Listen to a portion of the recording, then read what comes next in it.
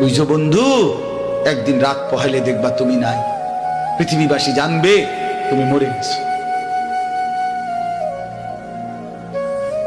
পৃথিবীর তখন আলো ফুটবে, চাঁদও উঠবে, সিএনজিও চলবে, অটোও চলবে, দোকানপাট সবই চলবে। এই পৃথিবীর হই হুল্লুর হুলুস্থুল ব্যস্ততা, ধোকাবাজ এই দুনিয়া, কেউ থামবে না, শুধু তোমারে কবরে পাঠায়। ধোকাবাজ এই দুনিয়া প্রতারক, এই দুনিয়া কেউ থামে না। সামনের সিএনজি অ্যাক্সিডেন্ট করলো, পিছনের সিএনজি থামে না, ছাড়ি দিয়ে যায় না। সামনের গাড়ি অ্যাক্সিডেন্ট করলে পিছনের গাড়ি থামে না, ছাড়ি দিয়ে যায়। স্বার্থপর এই দুনিয়া কেউ থামে না। হ্যাঁ, বাপরে দাফন কইরা এই সন্তান, এই বউ বাচ্চারাই আবার আসার পরে ওই দিনকেই ভাত খায়, তাই না? পেট বইরা খায়, লগের ঘরের থেকে আর আইন্দা আনছে, এরা ঠিকই পেট ভরে খায়। তো ওরা না কাঁদলো বিকালে, ওরা না দুপুরে কাঁদলো, কোন ভাত খায় খা। স্বার্থপর, কেউ থামে না দুনিয়া, আলো বাতাস সব চলে, তুমি বন্ধু থাকবে।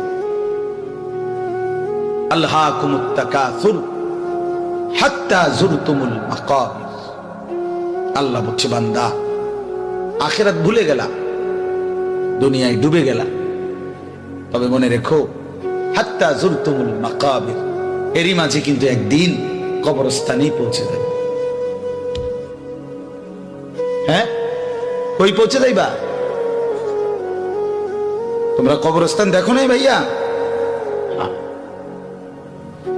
কাল্লা সাউফা তা'লামুন। আল্লাহ বলে, কবরে আসলেই আমি বুঝাই দেব বান্দা আমার নাফরমানির শাস্তি কেমন। সুম্মা কাল্লা সাউফা তা'লামুন।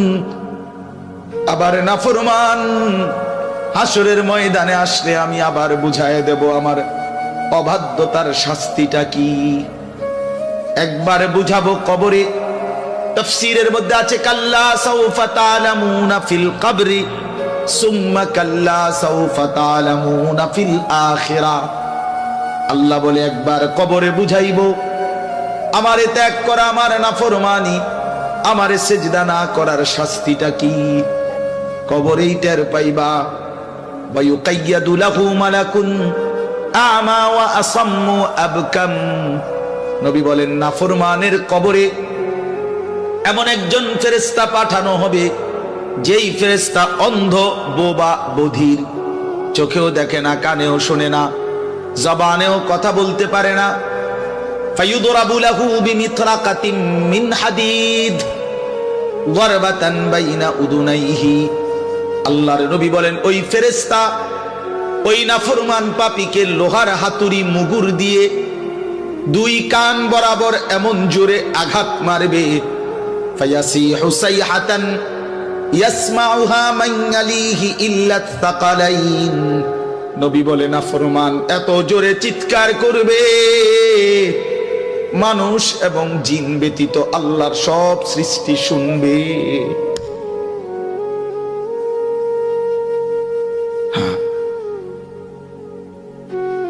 বহু কবরস্থানে এমনও হয়, গরু ছাগল রশি ছিঁড়ে লাইতে চায়, জানেন এটা? ওরা শুনে কবরের আযাবের আওয়াজ, এজন্য রশি ছিঁড়া ফেলতে চায়। প্রিয় বন্ধু, কষ্ট পাইবা, এই অনিবার্য বাস্তবতা কবর ইমানদার হিসাবে অস্বীকার করার কোনো জো নাই। পাশ কাটাইবার কোন সুযোগ, এই দল কিংবা এই দল, আমি কিংবা তুমি, কেহই অনিবার্য এই সত্য, চিরন্তন এই বাস্তবতা, নিদারুণ এই সত্য, কবর, আখিরাত, মৃত্যু, এটাকে পাশ কাটাবার সুযোগ নাই। অতএব আমি অনেক নওজোয়ান, তোমরা মাশাআল্লাহ এই ভালোবাসা কি দিয়া মূল্যায়ন করে, এই মহব্বত আল্লাহর জন্য। তাইলে যেহেতু তোমরা পছন্দ করে ভালোবেসে আল্লাহর জন্যই আসছো, আল্লাহর কথা শুনবার জন্যই আসছো। আমি অনুরোধ করি তোমরা আরেকটু আগাও। যেহেতু আল্লাহকেই ভালোবাসো, আল্লাহর কথাই শুনতে চাইছো, আল্লাহর জন্যই বসছো ভাইয়া, দাঁড়াইছো, তো আর একটু হিম্মত করে সেজদা দিয়া দাও। মালিকের সেজদা দাও, ঠকবা না। আল্লাহরে সেজদা দিয়ে কেউ ঠকে না, আল্লাহর গোলামি করে কেউ ঠকে না। প্রিয় ভাই নষ্ট হইও না, প্রিয় সন্তান আমার নষ্ট হইও না, প্রিয় যুবক আমার নষ্ট হইও না।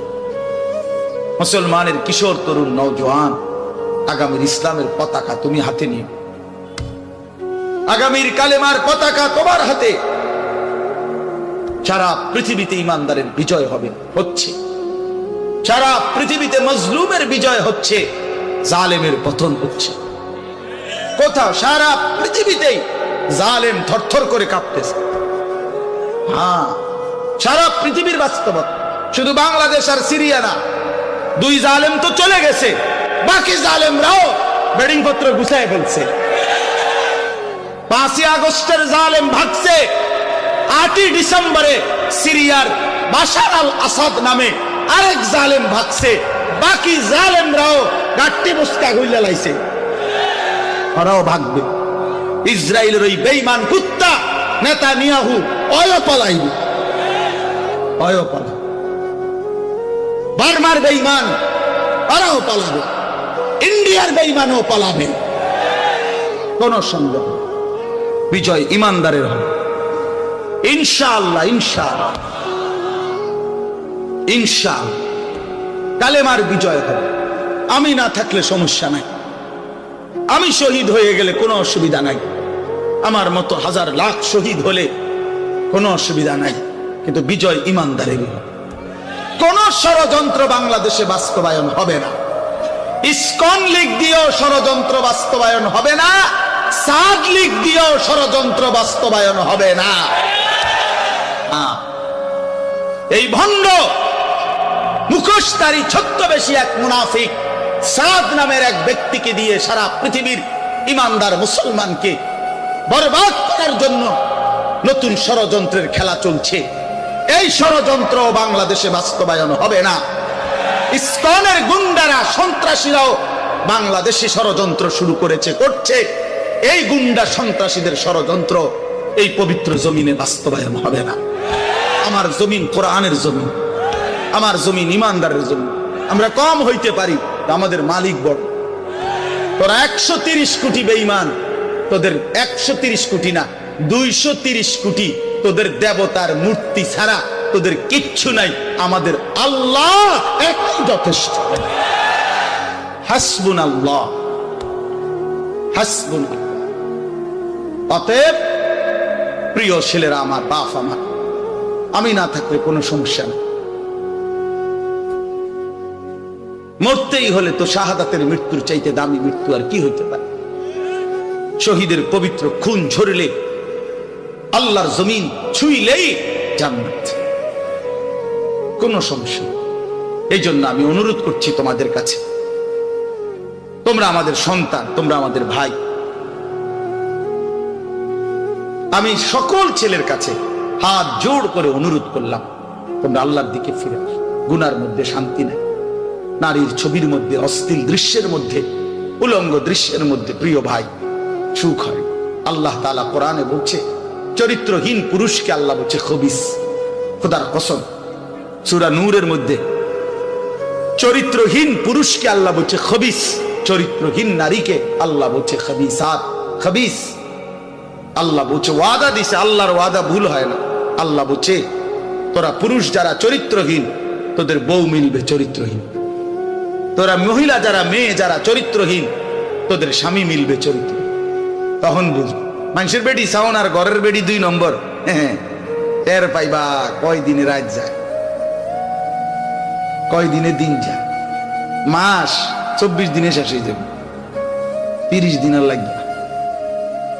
হ্যাঁ হ্যাঁ, এমনিতে তো মোবাইলের বেডি, রাস্তার নর্তকী, হ্যাঁ, অবৈধ প্রেমিকা, হ্যাঁ, ওর সব কিছু ফরমালিন, ধোকা। কিন্তু স্ত্রী যদি কারো, বিবাহিত স্ত্রী যদি 2 নম্বর হয়, চরিত্রহীন হয়, পরকীয়ায় আসক্ত হয়, তখন বুঝবা বন্ধু